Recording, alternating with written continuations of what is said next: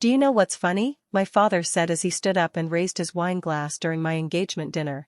We actually tried to get rid of you years ago, but it was too expensive. For a second, the room went completely silent. Then a few people laughed nervously.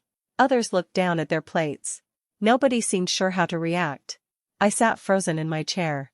My fiancé, Callan Mercer, looked at my father in disbelief. The smile disappeared from his face.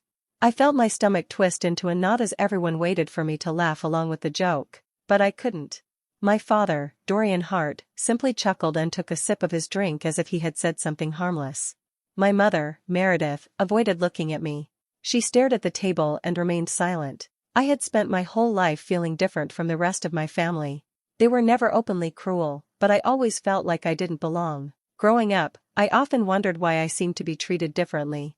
Whenever I asked questions, I was told I was imagining things. Now, sitting at my own engagement celebration, those old feelings came rushing back. I looked around the table and noticed something strange. My grandmother, Eloan Hart, wasn't laughing. In fact, she looked terrified. Her face had turned pale, and her hands were shaking slightly. She kept staring at my father as if he had just revealed something he should never have said.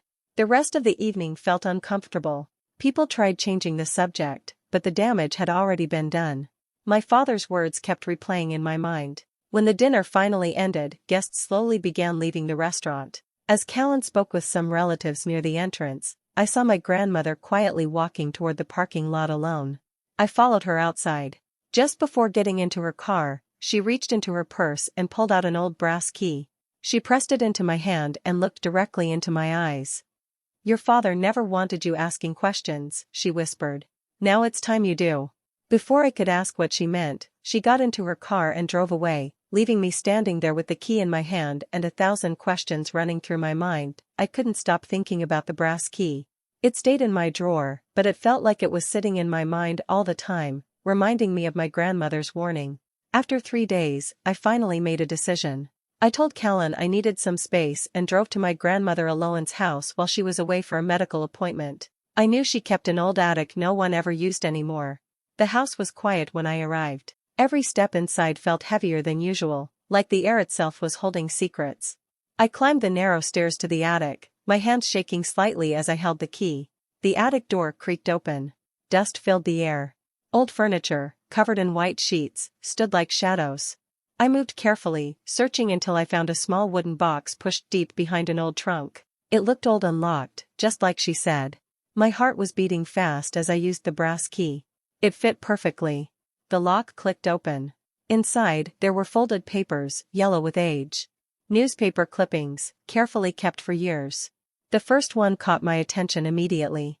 It talked about a missing child named Aurora Sinclair. She was only 5 years old when she disappeared during a charity gala. The name Sinclair sounded familiar. I had heard it somewhere, but I couldn't remember where. I read more clippings with growing fear. The articles described how Aurora came from one of the richest families in the state. There were photos from the event, crowds of guests, and search efforts that went on for years. My hand stopped when I saw the photographs at the bottom of the box. It was a picture of a little girl, smiling faintly at the camera. I stared at her face, unable to breathe properly. She looked exactly like me. Same eyes. Same face shape. Even the small mark near her eyebrow matched something I had seen in the mirror my whole life. I stepped back, holding the photo tightly. My mind started racing, trying to understand what I was seeing. My father's strange joke at dinner suddenly came back to me, but now it didn't feel like a joke anymore. For the first time, I felt something deeper and more frightening. It felt like my life was built on a truth I had never been told. I couldn't hold it in anymore. The next morning, I walked straight to my parents and placed the newspaper clippings on the table. My hands were shaking, but I forced myself to stay calm. "Who is Aurora Sinclair?"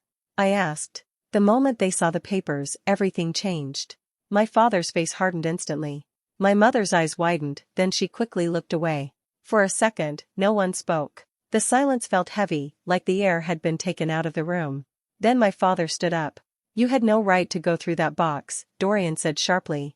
His voice was louder than I had ever heard before. I told him I only wanted answers. I reminded him of the photo, of the girl who looked exactly like me. But instead of explaining, he slammed his hand on the table. "Stop this nonsense. You're imagining things. Put everything back where you found it." My mother finally spoke, but her voice was weak. "Serafina, please, just forget about it. Forget about it." That made my chest tighten even more. The way they reacted didn't feel like confusion. It felt like fear. That night, I couldn't sleep. I kept thinking about the name Sinclair. I searched it again and again, going deeper each time. Hours passed, and I found more reports, more old documents, more missing child appeals. Aurora Sinclair had disappeared years ago from a charity gala. Her family had never stopped looking for her. There were interviews, police reports, even private investigators hired across different states. They had spent millions trying to find her. But something didn't make sense. My name never appeared anywhere in their records. Not once. It was like I had been completely erased from every search, every file, every mention. I kept digging, my heart racing harder with every page I found. Someone had made sure there was no connection between me and that missing girl.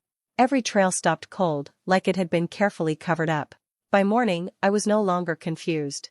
I was sure of one thing. Whatever my parents were hiding, it wasn't small. I told myself I needed answers, not fear. That's why I agreed to attend the charity event linked to the Sinclair Family Foundation. I dressed carefully, trying to act normal, even though my mind was far from calm.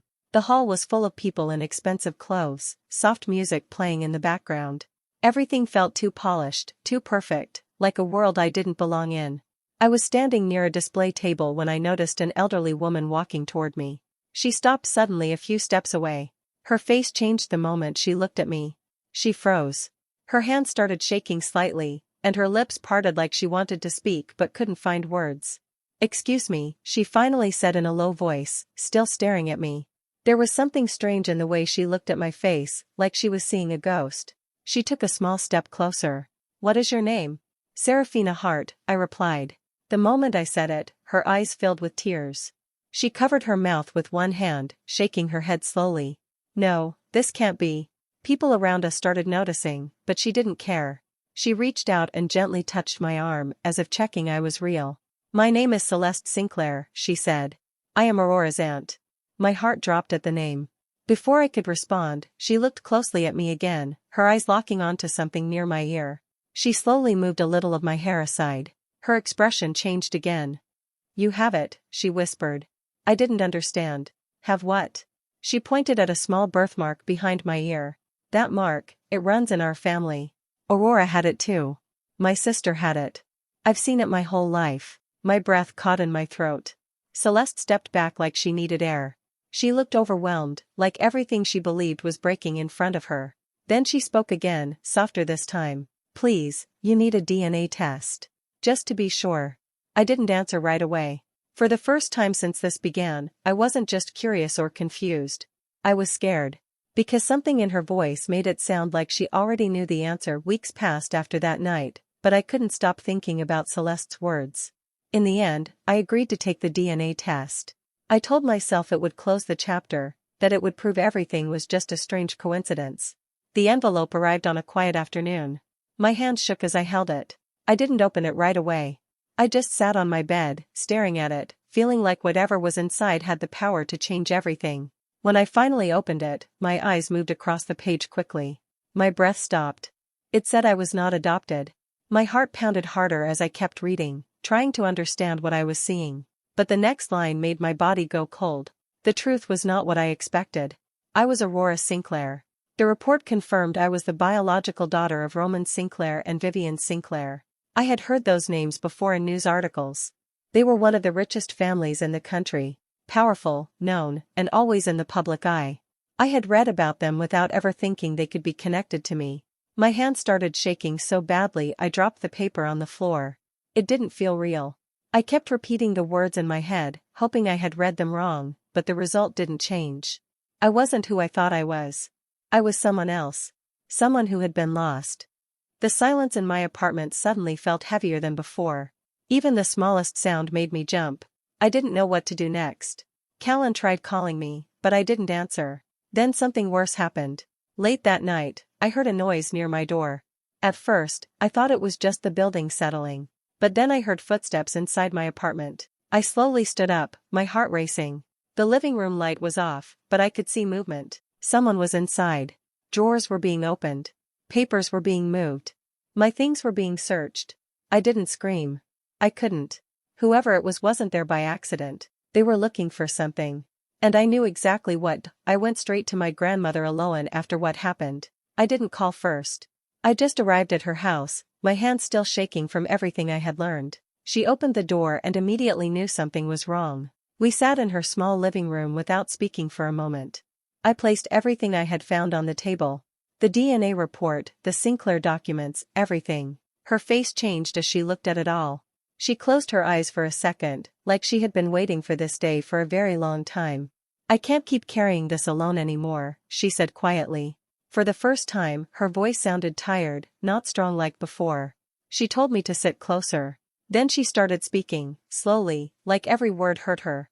When you were 5, your father brought you home one night.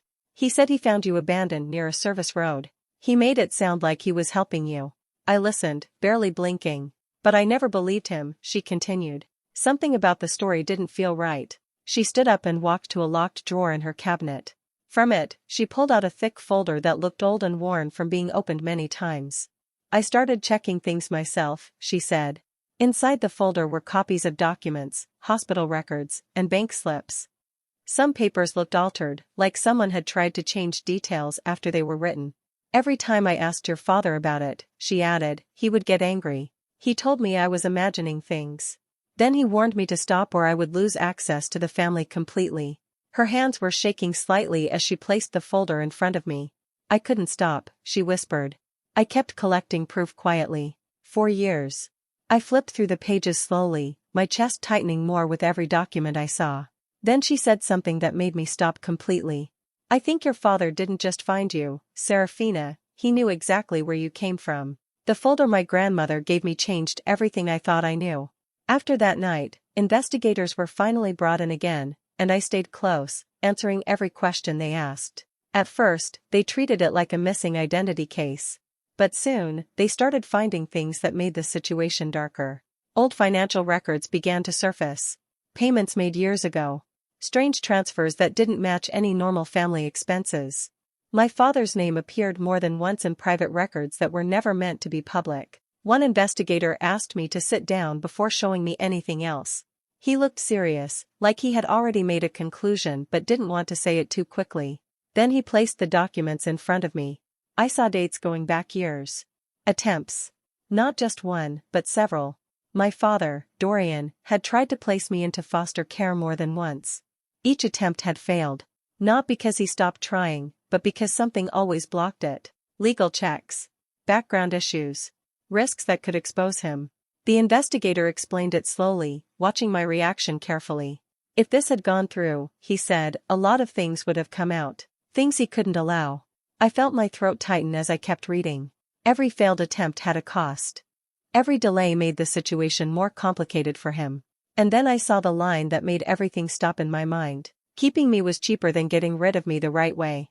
Not just cheaper in money, but cheaper in risk. That's when the memory of his voice came back to me. At my engagement dinner. His laugh. His words. We tried to get rid of you years ago, but it was too expensive. It wasn't a joke. It was the truth he had been hiding in front of everyone. I felt sick as I understood it fully.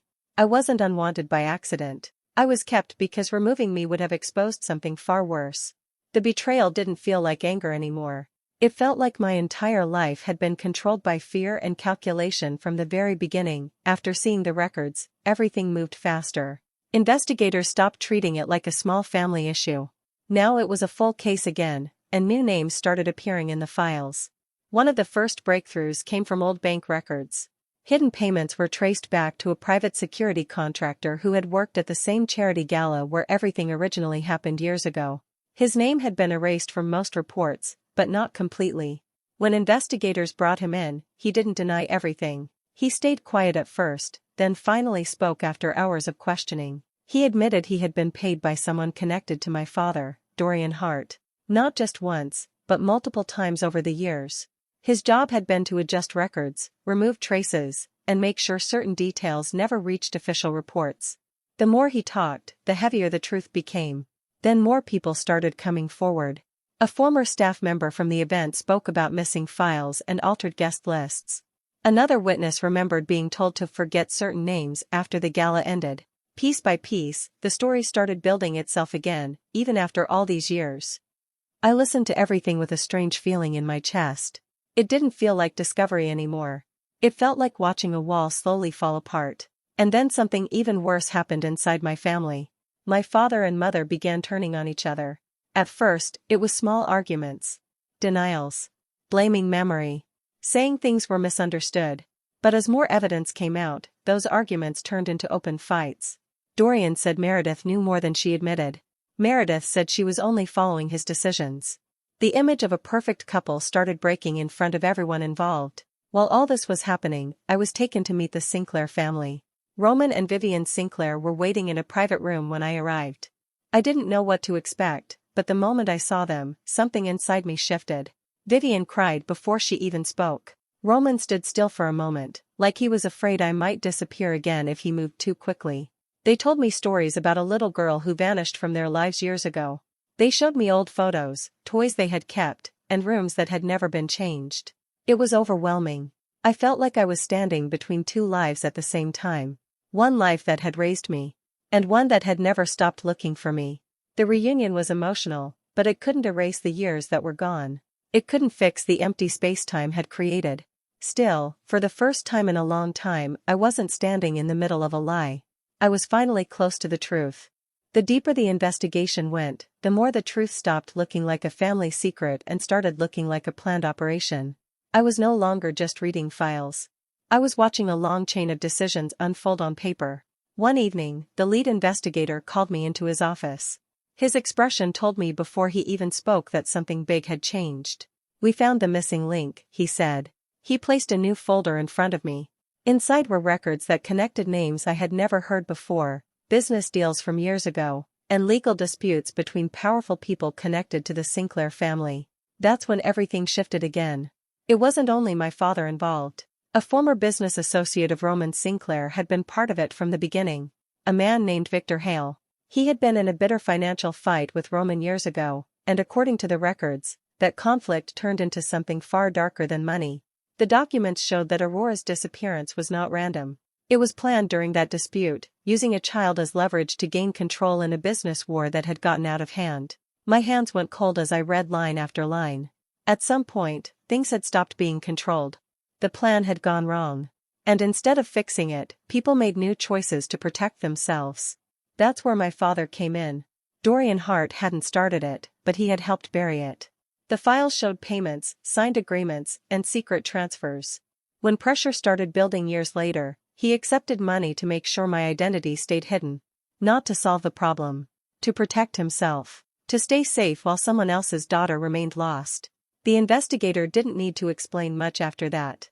Everything was already clear on my face. I felt like the ground under me had disappeared. This wasn't just about lies anymore. It was about people choosing themselves over a child's entire life. Within days, arrests began. One by one, names from the files were taken in for questioning. Victor Hale was detained first. Then others connected to the old financial network. Even people who thought they were safe started getting pulled into it. My father and mother were called in separately. The silence between them turned into accusations as everything they had hidden started falling apart in public view. News of the case spread quickly through legal circles. Contracts were reviewed, accounts frozen, reputations collapsing under the weight of long-hidden actions finally coming to light. For the first time, there was no confusion left.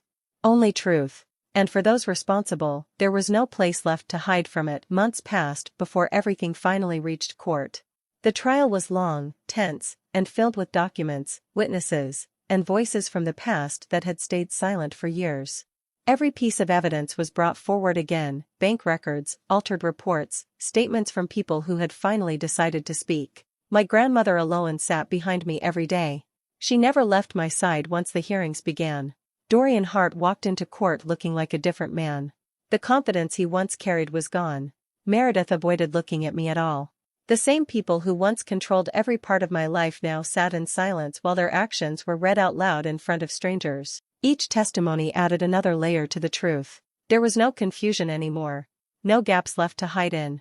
Everything they had buried for years was now out in the open. I was asked to speak too. Standing in that courtroom felt unreal. My voice shook at first, but I forced myself to tell the truth about everything I had lived through, from the engagement dinner to the discovery of the files, all the way to what I had learned about my identity. When I finished, the room stayed quiet for a moment. Then the judge began reading the final findings. Every lie was confirmed. Every hidden action was exposed. Years of deception were written into official record, leaving no space for denial or escape. I remember thinking back to that night at my engagement dinner. My father's laugh. His words that made everyone uncomfortable but nobody questioned at the time. Now those same words felt completely different. What he called a joke had become the beginning of his downfall. After the trial ended, everything changed quickly. Legal papers were filed, names were corrected, and my identity was officially restored. I was no longer Serafina Hart in the system. I was recognized as Aurora Sinclair. It didn't feel like a sudden transformation. It felt like something returning that had been missing for a long time. Slowly, I started rebuilding my life. I stayed close to Callan, who never once walked away from me through everything. At the same time, I began learning about the Sinclair family, people who had spent years searching for me without giving up. There were no perfect endings. No way to erase the years that were lost. But there was justice. The people who once controlled my story lost everything they built on lies. And I finally understood something I had never been able to believe before. No matter how deep the truth is buried, it always comes back to the surface in the end.